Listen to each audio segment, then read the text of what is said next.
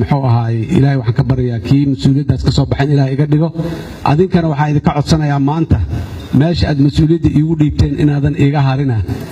dhaqangalkeeda iyo guulaysigeeda iyo meelmarinteeda inaad muxuu ahaay igala shaqaysaan haddii alla yidhaah intiinaan iyo inta kale faraha badanna ee maanta fursaddan aan imaanin oo aad fariintaas ayagana iga gaadhsiin doontaan sida uu xildhibaan fiqi tilmaamay hawsha maanta aan qabannay waa kumeelgaar kulan weynihii xisbiga ee ugu horreeyey waa noo dhiman yahay waxa mas'uuliyadda laysu saaray ee maanta loo yimiday ee dastuurkana muxuu ahay si kumeelgaara loogu ansixiyey waxa waaye in hawshaas loo diyaargaroobo oo mas'uuliyad lagu qabto hawshaas marka waxaan ka shaqayn doonnaa sidii shirweynihii guud ee xisbiga oo heer qaran ah oo dalka iyo dibadiisoo dhan looga wada yimiday oo dad maxaanku idhahdaa xisbigii iska leh oo yaqaano muxuu ahay doorka ay leeyihiin meesha ay ugaga jiraan ay isku yimaadaan oo shirkaas si kama dambaysta dastuurkana loogu ansixiyo si kama dambaysta ana mas'uuliyiinta loogu doorto haddii alla yidhaahdo waxaan rabnaa xisbigan dowlad dhisidda soomaaliya iyo siyaasadda soomaaliya mar walba horu socod waaye xisbigan waxaan rabnaa xisbi oo yacni horay u socon oo wixii jiray wax ku sii kordhinayo wax ku duldhisayo hagaajinayo inuu noqdo dimuqraadiyadaan rabnaa dalku inuu xukun wanaagsan oo si dimuqraadi ah oo wadajir ah oo raalli laga wada yahay dalka inuu ka jiraan rabnaa si aan taas u gaarno marka xisbigeenna waa inaan ka dhex muujinnaa dimuqraadiyadda iyo muxuu ahay kalsoonida iyo madax bannaanida ra'yiga iyo dhammaan dimuqraadiyaddana waxa waa maaraynta masaarixda kala duwan iyo fikradaha kala duwan ee dadku ay qabaan inaan lagu kala tegin ee la maareeyo ee laysku yimaado ee laysku hayo dad mas'uuliyiin ah oo tanasul badan isu dulqaata is-ixtiraama wax isu quura adduunyadoodu maanta keliya aanay ku ekayn ee berri iyo berri dambe iyo beriga ka sii dambeeya muxuu ahay u howl qabta ayaan noqonaynaa haddii alla yidhaahdo xisbigaanna aasaas wuxuu u taagan yahay waa intaas waxaan rabnaa maanta waxaan ka bilownay meel bannaan xisbi cusubaan jirsiinay hay-ad cusub oo qaanuuni ah oo dastuuri ah oo dalka ka jirtaan maanta jirsiinay aan bilownay waxaan rabnaa in maalin maalmaha ka mid ah inteennaan aan gaarno oo aanan muxuu ahay mas'uuliyadda hadda sida aan u hayno aanan u hayn oo dad kale oo dhallinyaro ah oo cusub ay mas'uuliyaddii hayaan maanta sida uu yaryahay xisbigu ka weynaaday oo dad aad iyo aad u fara badan oo Soomaaliyeed ay ku wada jiraan talada dalkana oo door uu ku leeyahay muhiim ma aha mar walba in aan muxuu ahay annaga aan istusino inaan hoggaanka dalka mar walba aan ahano laakiin waxaa muhiim ah talada dalka mar walba inaan ku jirno door ku leenahay tala ku leenahay waxa jira waxa wanaagsan aan u nahay waxa liita ama laga roon yahayna inaan celi karno dhigi karno waxaan dalka maslaxad ugu jiro waxa muhiimka saas waay dad tashaday inaan noqono isku aragti ah isku ra'yi ah aasaaska ama gundhiga ra'yigooda iyo taladooduna ay tahay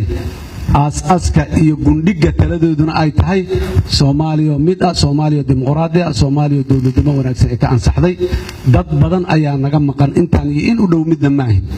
oo ama dalka ku fiirsan oo ku kala maqan ama dibadda ku maqan oo aan maanta fursadan aan u xoogelin waa waxa aan rabno inaan ka shaqeyno bilaha soo socda si aan dadkaas walaalaha ah oo dhan aan isugu keenno maalin maalmaha ka mid ah xamar magaala madaxda Soomaaliya oo xisbigana xaruntiisa magaala madaxda laakiin macnaheedu xisbigan inuu yahay xisbi madax ka nool ah oo xamar leh ka jiro inuu yahay ma xisbigan waxa rabnaa jamhuuriyadda oo dhan deegaan kasta iyo meel kastoo jamhuuriyadda ka mid ah dad xisbigan ka tirsan oo ku abtirsada oo aaminsan mabaadidiisa inay joogaanaan rabnaa waxaan u taaganaa ka wada shaqaynayna waa intaas mar kale waa idiin mahad celinaa aad iyo aad waxaanan idinka codsanaa in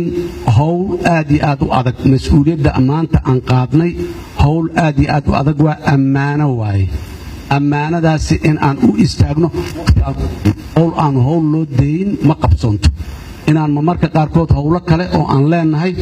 oo ama hawlo siyaasadeed ah ama hawlo masaalix dhaqaale ah ama hawlo masaalix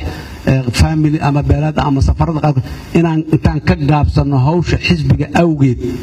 aan u soo istaagno habeen iyo maalin aan u taagnaana nalaga rabaa oo كيني عذردار لنا عذردار انتان سينو انتين كلا شقada aan qaabano dadka Soomaaliyeed maanta iyo maalinta Khamiista ee soo socota marka ay maqlaan rajo expectation rajo wax la yiraahdo dadku ku abuurmay rajadaas inaanan ka gaabina meeshii loo filayay dadka soo baxay inaan noqdo oo rajada dadka rajaan abuurayna rajadaas aan abuurnay in aan ka soo baxno oo aan wax qabadkeedii la nimaadana laga rabaa laakiin aanan noqonin bootin libaaxle kuftin sagaare inaanan noqonana laga rabaa dadka meeshaan fadhiyo iyo in badan oo kale oo ka tirsan saaxiibadood iyo maxay ku ra'yi oo maanta aan la joogin waa hubaa in ay wax yaani si rasmi ah isbedel muuqda oo siyaasadeed iyo dhaqan cusub oo siyaasadeed dad abuuri karo curin karo dhalin kara ayaa meeshan maanta fadhiya ka irkeena iyo iska warqabkeena iyo dadaalkeena wada jirka aad iyo aad u muhiim mar kale waa idin mahad celinaa hawli waa noo dhiman tahay albaabkii aan maanta ka soo galnay guriga dhexdiisa la dhisaayo wali waa noo dhiman yahay hawshaas aan u diyaar garowno dhafar badan iyo soo jeed badan oo aan xoog iyo xoolo isla socda ah xisbigani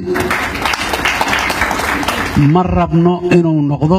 man laa yamliku quutahu laa yamliku qaraaruhu qofkaan quudkiisa kari karin qaraarkiisa ma laha qofkii quudkiisa yaa qaraarka u leh inaan noqono ma rabno xisbiga annaga iskale fikir annaga aan leenahay inuu xambaaraan rabnaa marka xoog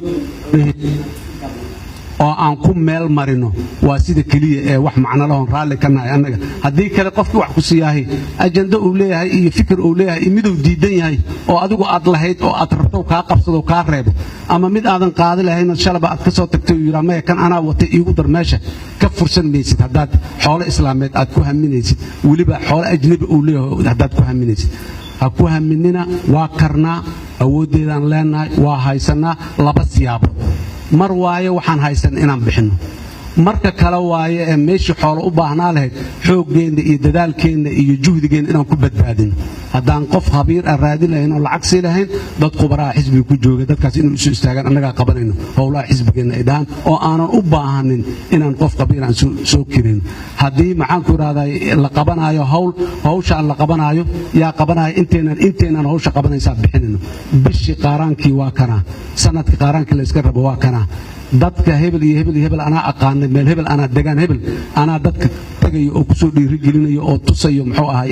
waxaana laga rabaa inaan xooggeena iyo xoolaheena isu geyno sidaas oo keliya ayaa ra'yigeena iyo taladeena ay ku meel mareen haddii kale ra'yigeena taladeena ma meel mareyneen waxaan noqonaynaa dad xambaarsan ra'yi iyo tala dad ay leeyihiin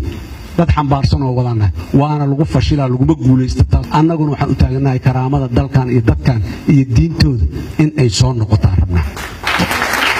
oo ay meel cad soo istaagto oo Soomaaliya waa dhaqaaqday la yiraahdo oo laga hor iman karo aad iyo aad ayaan mar kale idinku mahad celinaa insha Allah marar badan aan kulmi doonaa ka wada hadli doonaa qadiyado badan qofkii maalin la isqabto la isku qayli macnaheedu in la kala tagay ma afkaarta waa isku qabanaynaa waa ku doodaynaa waa muxuu ahay ku dagaalamaynaa dhexdeena laakiin haddana meeshii loo bataan raacayna dadka inta dooday ee meeshii joogta